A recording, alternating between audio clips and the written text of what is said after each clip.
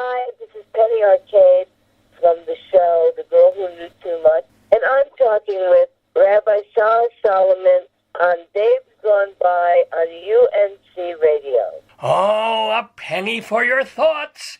Yes, an actual penny, a penny arcade, giving us her thoughts on a career in avant-garde performance and theater. She is with us and with me, Rabbi Sol Solomon, founder and spiritual leader of Temple Sons of Bitches in Great Neck, New York. And we are delighted to have this woman who worked in an Andy Warhol movie. She was with the Ridiculous Theatrical Company, and she's been doing her solo performance art for decades now. She's got a new one that they're doing at Joe's Pub on March 20th. It's called The Girl Who Knew Too Much. We're going to find out how much she knows. Ladies and gentlemen, welcome to the Daverhood Penny Arcade. Shalom, Penny.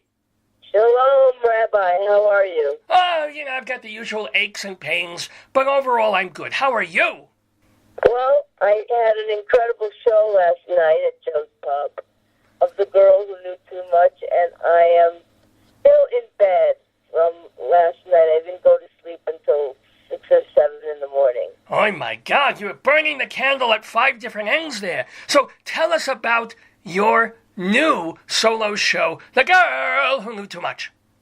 Well, it's fundamentally my response to the Me Too movement and the culture that we're living in right now, where self-censorship is, ruling our lives. People are afraid to talk about anything.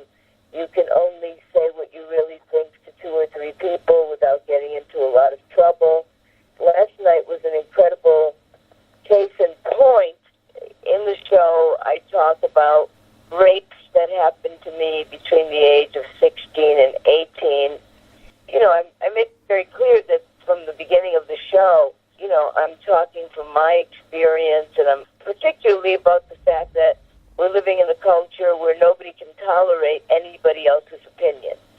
So we're living, in a state of not only censorship, but of self-censorship.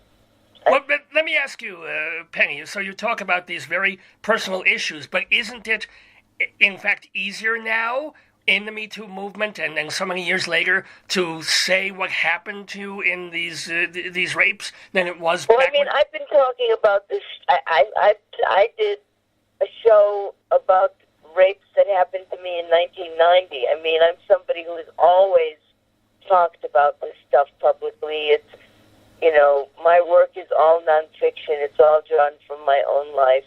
So for me, this is not something new.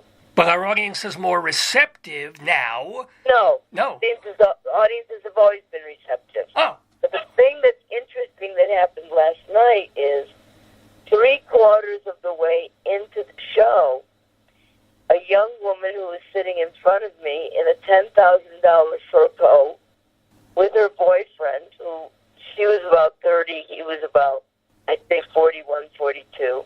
Mm-hmm. The girl suddenly got up, ran out of the room.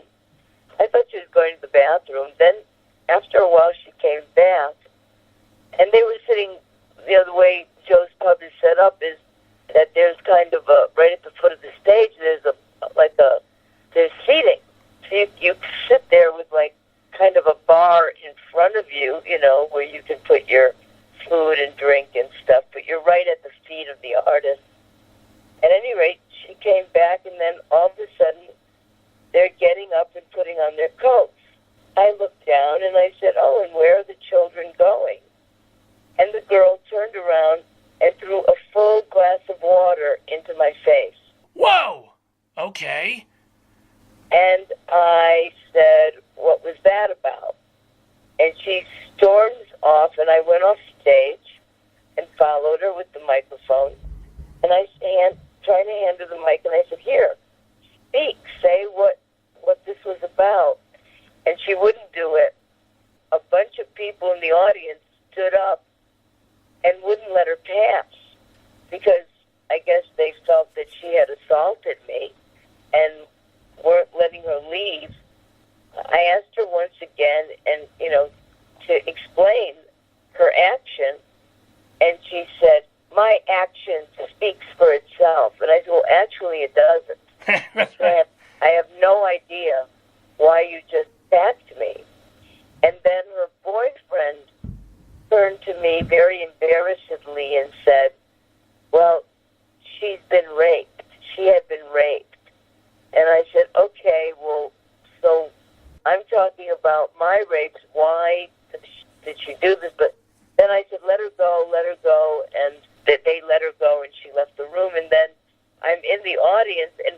audience floor, I started to speak about the thing that was sad was that this girl couldn't articulate what she was feeling. But clearly the one thing that was happening was that she couldn't tolerate what I was saying. You know, she couldn't tolerate my talking about my own experience. And so in the end, she actualized exactly what I was talking about in the show. Because she was so bottled up, and she was carrying around this anger and this suffocation. So, but also yeah, it's about projection. So this happens all the time. This happens to me all the time when I'm having an honest conversation with a group of people. You never know when somebody's going to explode and go crazy because you've now triggered. We're living in a culture, especially with younger people, where they can be triggered. You have to be very, very careful about what you say because they have been inoculated now with the idea that they can be triggered by something in a discussion, or what's going on in college campuses now, where students are asking for trigger warnings for books. You know, they have to know in advance if there are any issues in the book that might trigger them. Well, do you, as someone who has been raped, and I'm sure other things, unfortunate things have happened to you, are there moments, I mean, to be fair to the other side, where you go a place and you feel something, or that you do have trigger points, that you're going to be anxious or upset, and it has nothing to do with what's going on at that very moment, but something to do with something that happened 25 years ago? Well, I mean, the real bottom line is, first of all, I believe that we go to the theater to experience that which we are unable or unwilling to experience in real life. You go to the theater for an experience, right? Of course. The thing that happened with this girl was that she projected something onto me. So, but I know, I went to a deli one time, I had bad brisket. I passed that deli, I start getting the sweats. Never go back there. Well, okay, I'm with you on that one. Fair enough. And also, I should tell you... Nothing worse than bad brisket, okay? But the point that we're trying to talk about here is we're trying to talk about the culture that we're living in right now, which is increasing every day. Yeah, no, I get the all this about triggers and people being afraid to tell anybody something because, oh my God, they're going to bring me up on charges. I'm going to have to go through sensitivity training at the office because I make a joke. I get, and something that you should know if you don't already. There's video. I guess it's on YouTube. Are you familiar with the monologist Mike Daisy?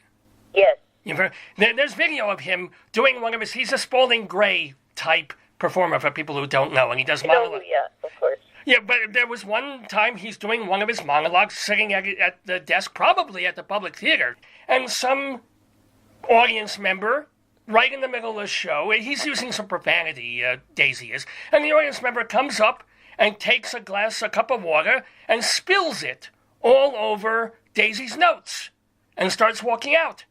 And Daisy's like, what the fuck is you doing? What is wrong with you? And the guy just walks out and he tries to get the guy to come back in. And Daisy's also really shaken. I don't think he has your, shall we say, your cojones, in a manner of speaking. He's more of a passive guy.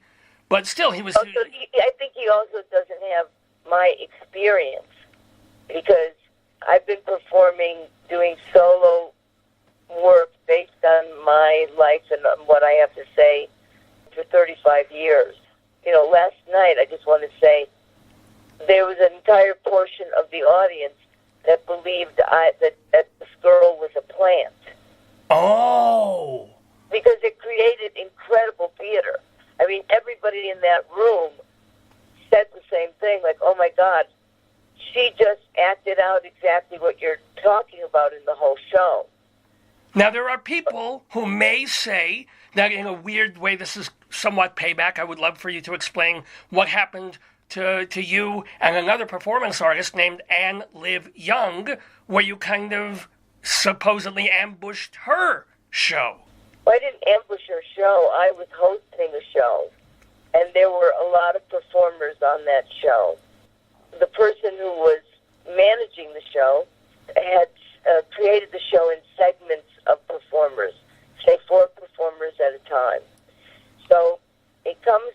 for me to introduce her, and I introduce her, and she comes over to me and she said, "Oh no, I just spoke to him, and he said that I can go on in 30 minutes from now." She wanted to have a break before she went on. I believed her. She was saying that she had spoken to the manager and that I should call for an intermission. So 30 minutes go by. I call her again. She comes on stage.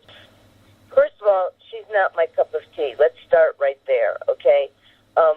I admire artists who have a lot of ability.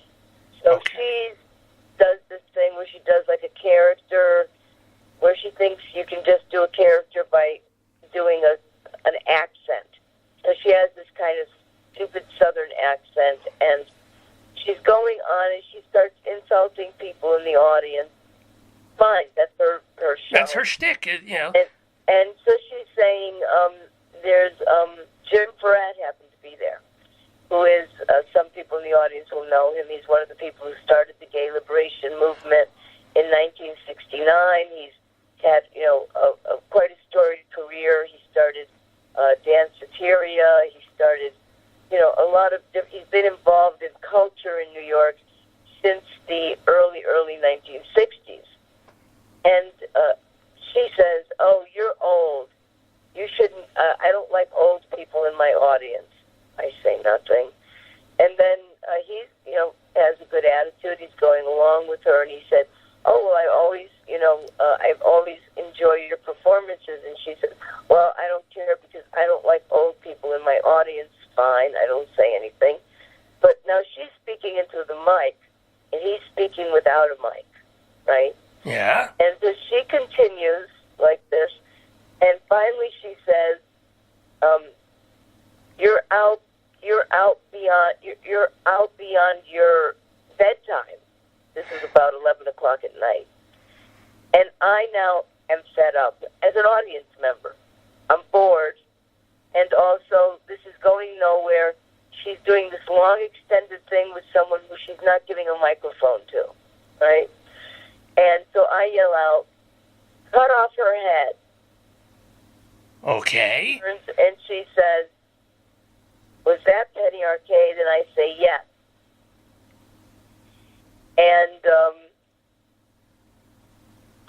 I yell out, her husband comes to her defense. He's on stage. And he said, "Well, she wasn't being judgmental." I said, "As soon as you say what time somebody should go to bed, you're being judgmental, and I'm over it." So then she continues, and she does her thing. She's supposed to be doing it for no more than 10 minutes because there are 10 more performers. Oh, wow. More. Okay, I didn't realize there was this whole big slate of people and everybody got... But yeah. There were in groups of 4. Yeah. Okay, so there's 10 more performers to go. She now goes beyond her 10 minutes. Now she's on stage for 30 minutes. Oh. Okay. And I say, okay, you need to wind it up. So she finishes, she goes off the stage, and I go onto the stage, and I say, that was really interesting. I said, let me tell you what was the secret history of what just went on this stage. I said, the person who she was talking to was Jim Farrat, who, not only started the gay liberation movement, but whose nightclub that he started, Danceteria, hosted the first performance art cabaret called No Entiendes. So in a direct lineage, this performance night that we do, which is a club called Pussy Faggot, I said, is the great grandchild of Jim Farrat, No Entiendes. I said, without Jim Farrat, what we're doing now wouldn't even be happening.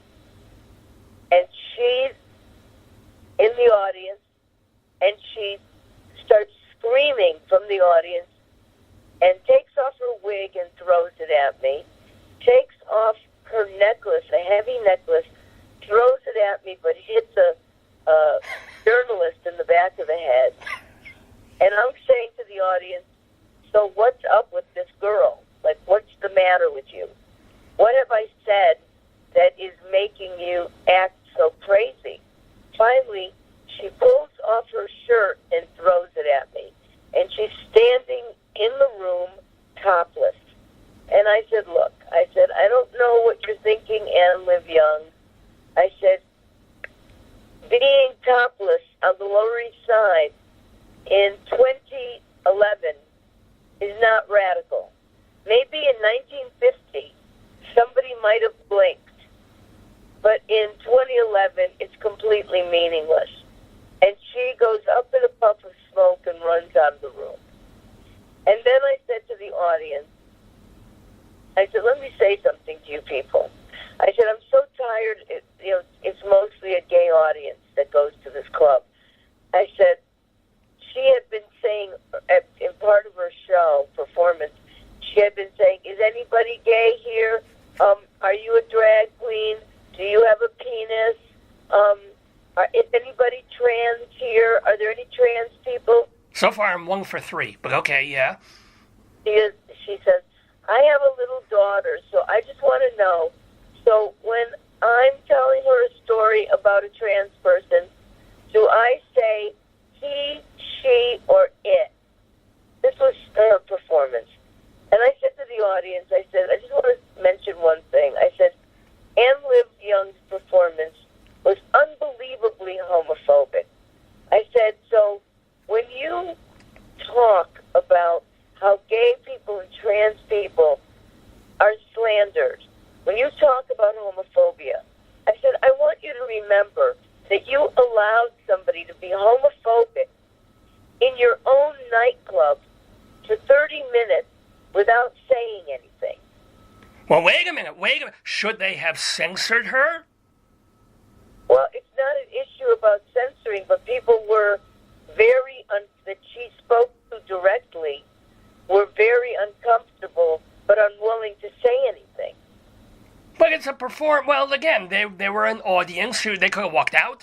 Let me explain something about this performance, okay? Sure. Right, I'm called a provocative artist. Correct. But the thing with provocation is you can provoke somebody in the room. Like I could provoke, consciously provoke somebody. And that's called shock. I can shock you, right? And I can shock you into silence because I have the power of the stage and you're just in the audience. But a real provocation is something that is done in a performance where the effect of it is felt when the person is home, not in the room. That's just shock. Then you can say, okay, she shocked me, but it has no effect on you. But what has an effect on somebody is when you go home and you cannot stop thinking about what was performed in that room. Well, let me ask you a question, Penny. What are some shows when either in the 1960s or 70s, all the way up through now, where you saw them, you were affected, and then you went home and you were like, whoa, that has changed my life, that has changed my way of thinking? Well, the first thing that comes to mind is seeing the Living Theater in 1968 at Brooklyn Academy of Music, doing Paradise Now, where, there's 30 people in the Living Theater, and they all start taking off their clothes and going into the audience saying, I cannot travel without a passport, and if you don't kill me, I won't kill you. And I'd never seen anything like that, and it was done with all the lights on. So that kind of stretched my idea of, number one, what was possible in the theater, but also the stark humanity of it changed me in a way. In 1970, I saw the Tokyo Kid Brothers, at La Mama, where a man came out and did a monologue about having come from Japan to be an actor, but he was a dishwasher and couldn't get anything going with his career, and he had promised to bring his girlfriend to New York, and he had a letter where he told her the truth about his life, but he couldn't bring himself to mail it.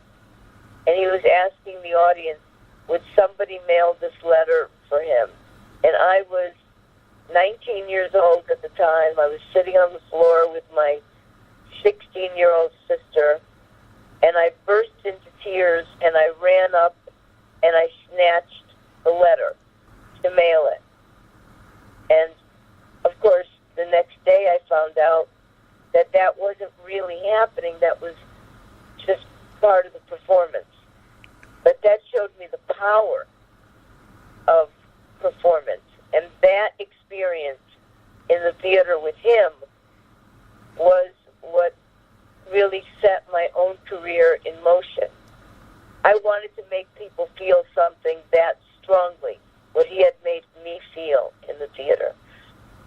In 1993, I was in Galway, Ireland, and I was doing my show, Bitch, Dyke, Fag, Hag, Whore, which is a sex and censorship show that was the first show that it really created the international burlesque movement, because I used strippers. It's not cheerful burlesque, it's real erotic dancers, male and female, which, by the way, I'm going to be doing at Performance Space New York this May, between May 9th and May 11th, the 25th anniversary of it. Anyways, there's a section in the show where I'm in the dark in the audience, and a man says to me in the dark, come over here. And I was like, no, I'm not coming over there. You come to me. And he comes over to me and he says, open your hand. And this is kind of nerve-wracking, but I trust, and I open my hand, and he puts something wet in my hand. And I say, you put something wet in my hand. What is it? And he says, it's a condom. Oh. I say, why did you do this? He said, because my wife died 6 months ago. She had AIDS, and she died of AIDS, he said, and we lived together for 10 years, and I am HIV positive.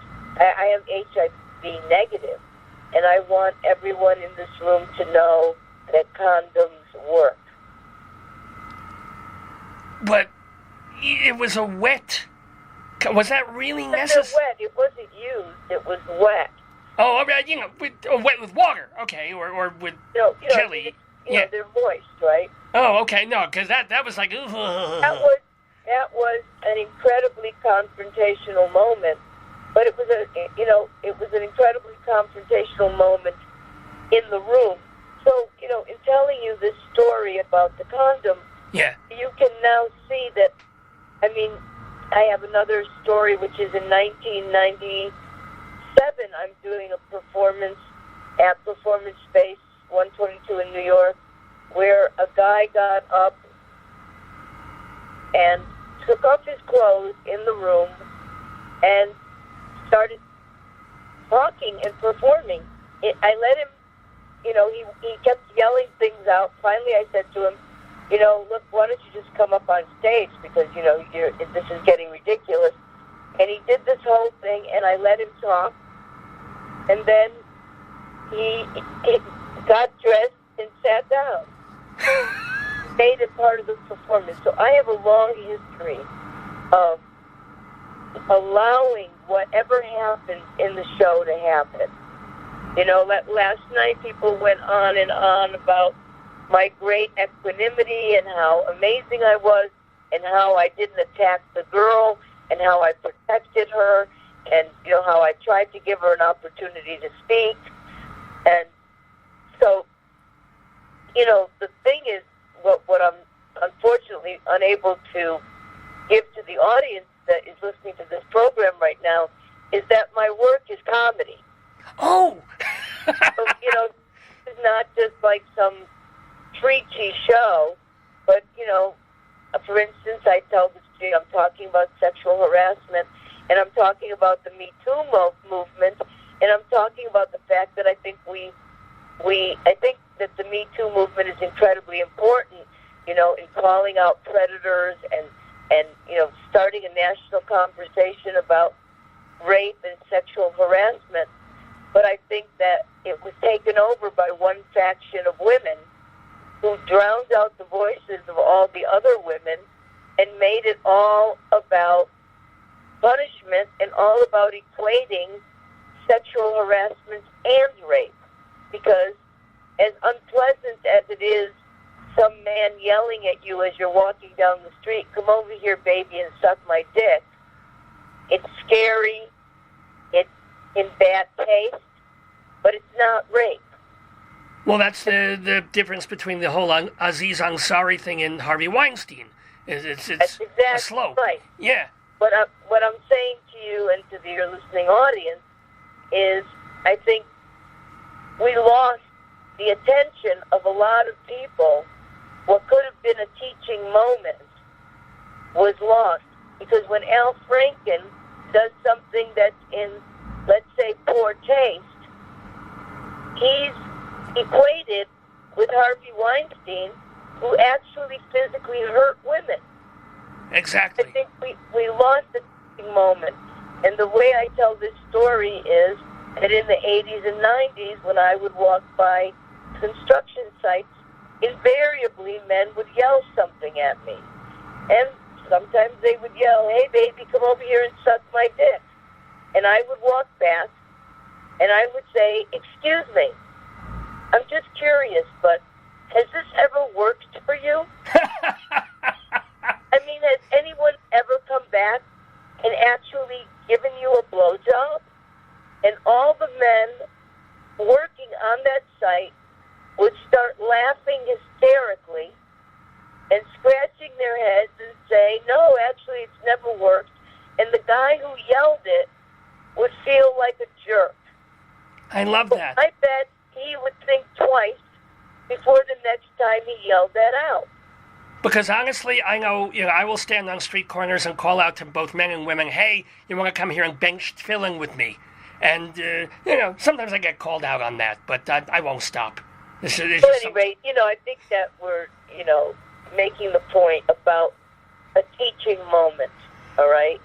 And I think that part of what's going on now, what's come out of the Me Too movement, is a greater sensitivity, not towards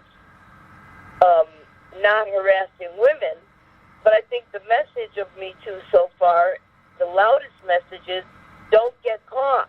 Because even if you apologize, there's an inquisition going on, and there's no apology in an inquisition. And right now there's some really terrible things happening across this country. There are now young classes of law students who are looking to change the First Amendment, who want, to, equate things like people yelling at you on the street, They might turn that into a hate crime, perhaps, or something like that, whereas it's just verbal bullshit. It's harassment, yeah. It's getting out of control. And the problem is, I would be, of course, what we're seeing in the White House and the kind of right-wing, anti-Semitic, xenophobic, anti-gay, anti-trans language that's coming out of the White House with this dominionist, Vice President Pence, who wants to create a fundamentalist Christian nation in America, and people are very upset about it.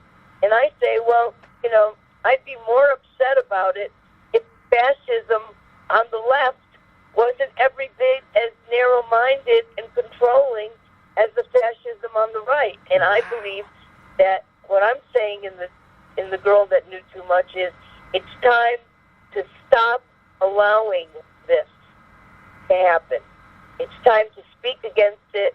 It's time to stand up against it, because this movement is largely coming from university campuses, from professors and their students, and the students have very little life experience, and those students are going to be, involved in this kind of witch hunt, between the ages of like 18 and like 34, and then they're going to stop doing it. But our culture is going to be permanently changed.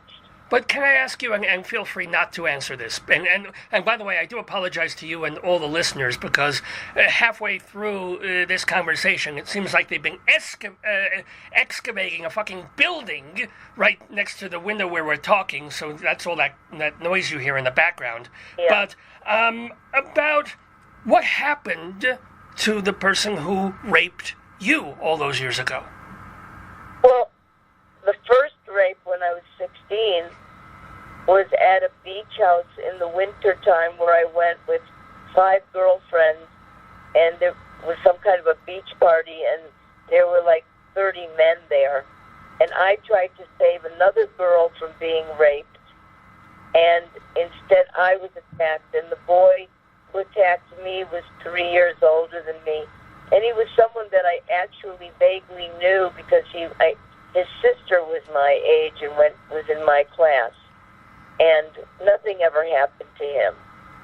And then the other 4 rapes were all strangers, were all violent attacks. Well, 4? I mean, you were homeless. You left home at 13. That was what happened. I think that my story is not different from a lot of girls who were runaways in the East Village in 1967 and 68. There was a predatory, probably pedophilic culture going on of people who knew that there were all these runaways. But let me ask you then. Okay, so you vaguely knew the first person who did this. Guy never got in trouble. Do you know his name? Do you want to say it? I'll say his name. His name was Tommy Ham. Tommy Hill? Ham, Hamm. Oh, no, see, you're talking to an Orthodox Jew here, the Ham, ugh, God. But I know. Do you know, have you... I thought that last night. I thought how funny. His name is Piggy. But here's the deal, then. I mean, did you try to find him on Facebook? Do you want to... I'm not... I have moved beyond that, and I assume that just as I have remorse and think and am haunted by things that I've done in my past that were not my highest self, that no doubt he has those. And I leave it, as the Old Testament says, revenge is mine, says the Lord. I do not have to revenge myself on people. And I do also want to caution listeners, like, there's probably a lot of men out there named Tommy Ham. Don't suddenly assume and go Facebooking and Instagramming and think, oh, that's got to be, it may not be. No. Yeah, so... Yeah. I mean, that man is now 71 years old, No, you actually, don't you hope that he isn't, that he's dead? No, I am not a vindictive person, and I don't hope that he's dead. I leave him to his highest good, and I go forward on my highest good. I'm not busy with that. Wow, you are so not Jewish.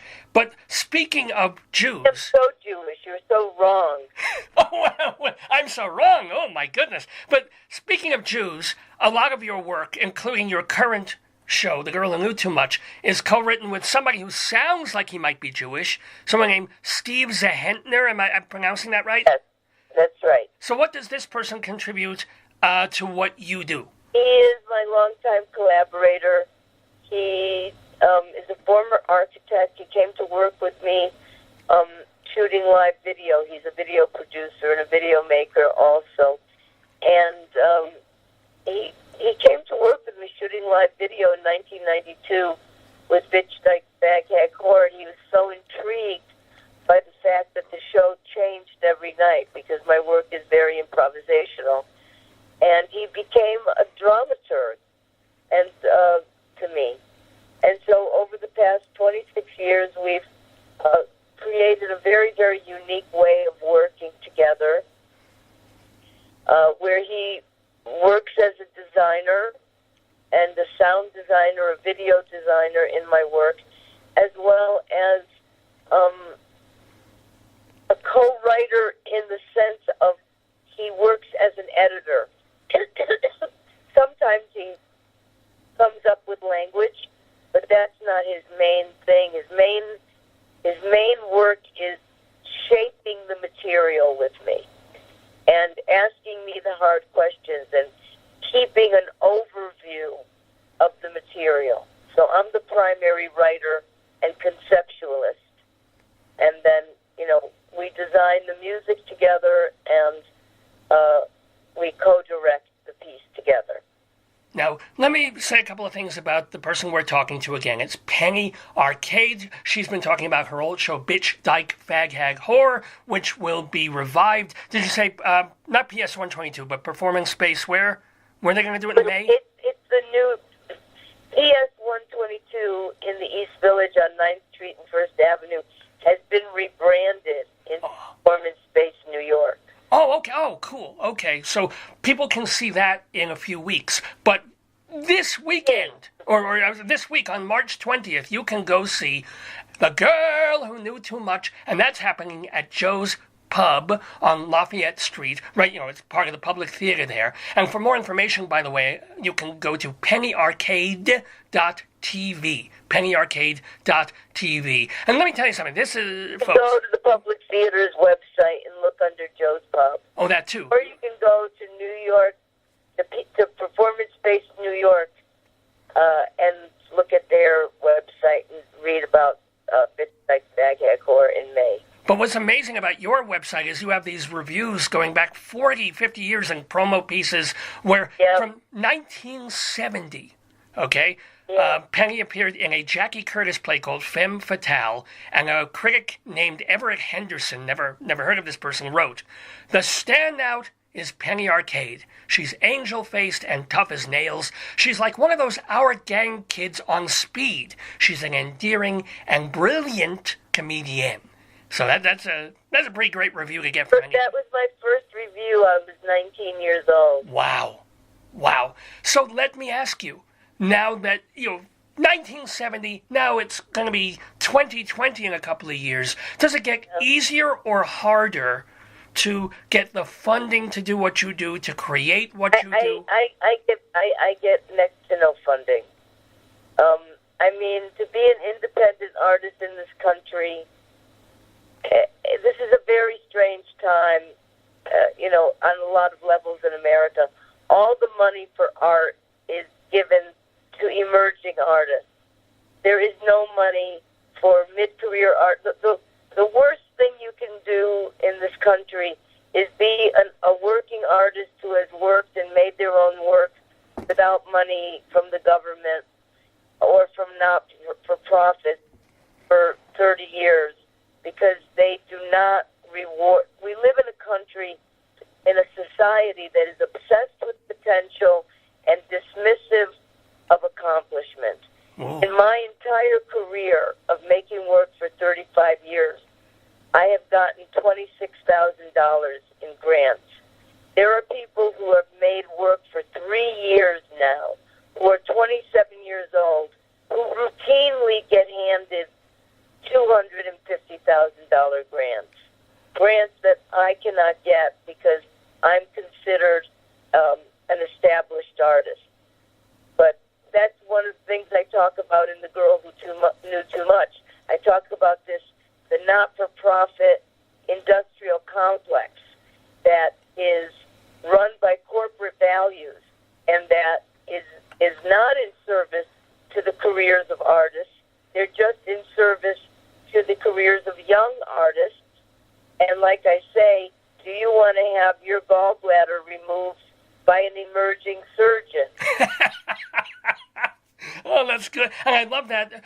Say that line again, though, about we're a culture that values... We live in a society that's obsessed with potential and dismissive of accomplishment. accomplishment. Oh, I love that. I mean, I love the way you put it. I obviously don't love that that's happening. Well, I think you should come and see one of my shows because I am known as being the most quotable artist on the planet. I mean, it sounds a little bit, kind of blowing my own horn, but... Hey, you have to. I have a great respect for the audience. So I try to give the absolute highest ability that I have to the audience. And I will tell the audience this, I can guarantee that you can dine out on 5 of my one-liners in any show that I do.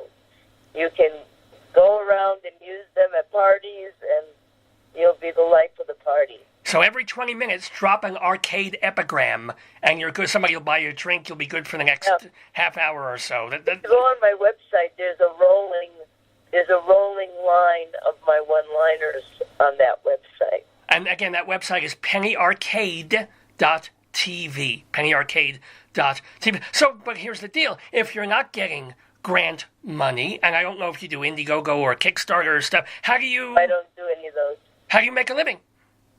I work for a living like other people. I get my work.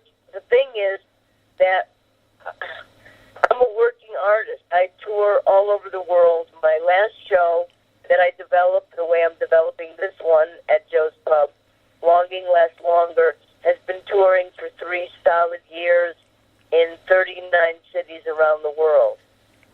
So when people pay to see you, that you keep... I work for it. No, I'm not. Yeah, but I'm saying, in other words, it's the audiences. When they come in to see you, you get the box offices or a cut of whatever it is. And that's why I tell the audience, you are my producer, and as my producer, I need you to replace yourself in the audience. And I've been saying that since 1987. Wow. So since 1987, I've been saying to the public, if you have a big need to see me in the New York Times or to see me, on television, that's probably not going to happen. But if you think that the work that I'm doing is important, if you think it's good, I need you to replace yourself. And that is how we have proceeded for 35 years. We have something called the drag factor. And that is that people drag people to see me. Oh, again, a you memorable... are stepping out of the ordinary when you go to a Penny Arcade show. This much we can say. Wow. Now, also, I think people would be mad if I didn't ask you about some of the people that you've known and worked with over years. So any Andy Warhol memories, because you were in a Warhol factory film? Well, the thing with Andy was he would turn the camera on when you started to make a film, and he would hope that something would happen. And invariably, one time, for instance, we're making this film, which you can, watch on DVD, called Women in Revolt, and the drag queen Holly Woodlawn was strangling the drag queen Candy Darling's manager out the window and ripping her sausage curls out of her head and throwing them to the street. And I ran into the main room where Andy was with the camera, and I said, Andy, you have to come and see. Holly is throttling Candy Darling's manager. And Andy said, oh, I ran out of film. See, because he's known for making films about nothing. Well, there was that moment when the Empire State Building smiled. That was exciting. I think it was in hour 7. Yeah. I'm kidding. Well, actually, people who know, just like Andy Warhol's film Sleep, the actual film was only like 8 minutes long and then repeated and repeated and repeated. Well, but I don't think he did that with the Empire State. I think he kept the thing going with different reels of canisters of film for, 12 hours or however long that or was it 24? Well, we see Andy's influence, today, particularly in reality TV, Did you like him, or was he kind of unknowable? Well, I one thing, I think I was a little bit too young,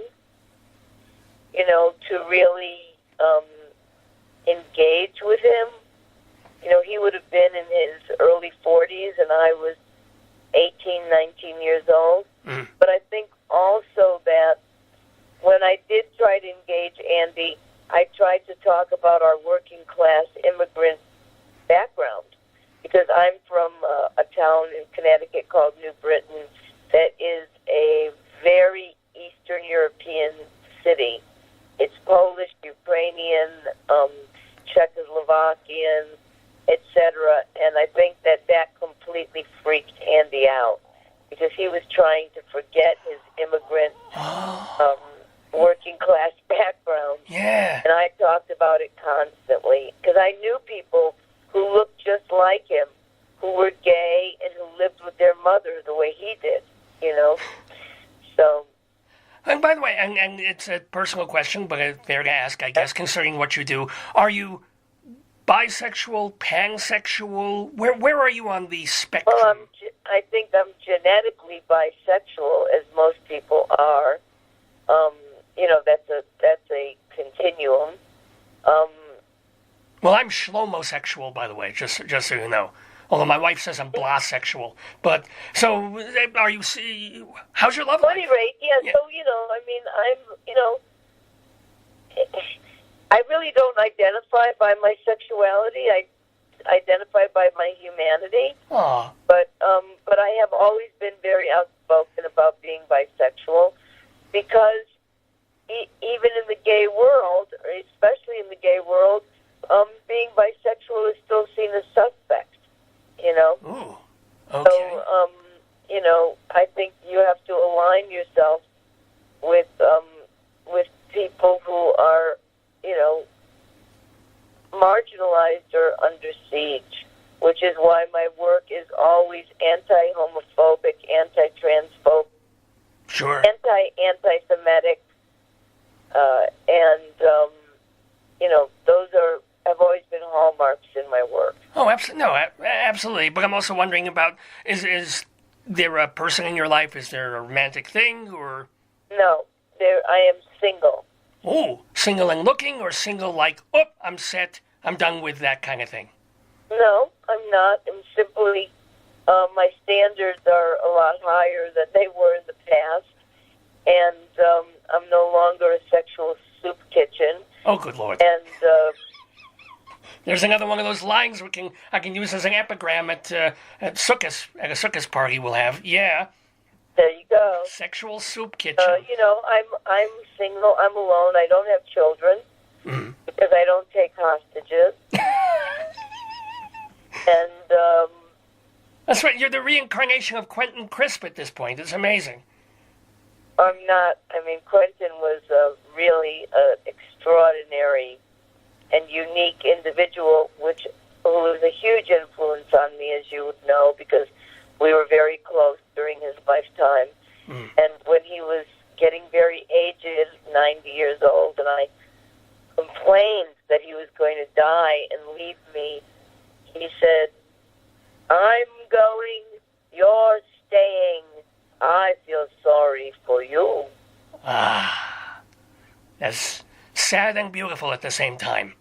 Kind of like my prostate. Well, it's not a long lifetime, and we have very little time to, to develop our lives. And the last stage of life, which I'm in, I'm 68, so. Well, you might have 30, 40 more years for all you know. I hope so. But I'm just saying, it's still the last quarter of my life, is a very important period in life, because it's about the completion of character. So I'm very happy that I'm healthy and feel wonderful and grew up to be the person I wanted to be when I was a young person. That's a very powerful success to have in your life, to have grown up to be exactly the kind of person you wanted to be when you were young. So I'm pretty lucky. My life is surrounded by friends and love, and I'm just absolutely thrilled. Well, we have been absolutely thrilled to be talking to Penny Arcade. She's going to be doing her solo show one more time, The Girl Who Knew Too Much. It is at Joe's Pub on Lafayette Street. That is happening on March 20th, this coming week. Find out more by going to the Joe's Pub website or her own website, of course, pennyarcade.tv. One last question before we let you go. You're doing this oral history project. I'm not going to make any puns about Lower that. East Side biography project. How's it going? Well, people can find it if you on Facebook. If you type in the Lower East Side biography project, it'll take you to our page with lots of clips from the people who we've interviewed. We've been doing it. It's a video project. It's an oral history video project that we've been doing since 1999. It has broadcast and cybercast every week since 1999. And you can, if you go to the Facebook page, you'll see how you can watch it. And in that show, we interview highly self-individuated people from all walks of life in New York, and then we edit me out. So you get 28 minutes with a highly self-individuated person. Everything from artists to junkies to, it's just... Well, then what do you mean by self-individuated? What does that actually mean? People who became exactly who they are. Well, that's everybody, isn't it? No. Lots of people never become who they are. Well, do you mean self-actualized? But does a junkie become self-actualized? Well, at the highest, it's become self-actualized. There's another way to be self-individuated, which is where you take responsibility for who you are, and you become the most that you can be. Okay. That also is not something we see that often, because most people give up when they're around 30, 35, 40 years old. By the time they're 50, most people have completely given up. Oh, tell me about it. Yeah. So it's really interesting, and we have 5-minute clips of some of the many interviews we've done, probably around 150 interviews, and, wonderful interviews with Julie Kupferberg and Jonas Mekas, Richard Foreman, Judith Molina. It just goes on and on and on. And there are many, many, many more interviews that have yet to be edited. But that's amazing. That's some of those people. Jonas Mekas founded, what was it, Film Forum? Anthology Film Archive. I'm sorry, Anthology Film Archive. Kupferberg was with the Fugs. I mean, these are real downtown major people. So I'm thrilled that you have the footage. Yeah, you'll love it. You'll love that. You'll love the videos. They're fantastic. And what was the website again? It's not a website. It's a Facebook page. Okay. And it's called the Lower East Side Biography Project. The Lower East Side Biography Project. Look for it. Look for everything that Penny Arcade is doing, both at Joe's Pub and then later at Performance Space New York. You can find it also on my website. pennyarcade.tv. Well, Penny Arcade on the phone, it has been a joy and a delight talking with you. I wish you health and much success and more provocation, and shalom to you. Shalom to you, Rabbi. Bye.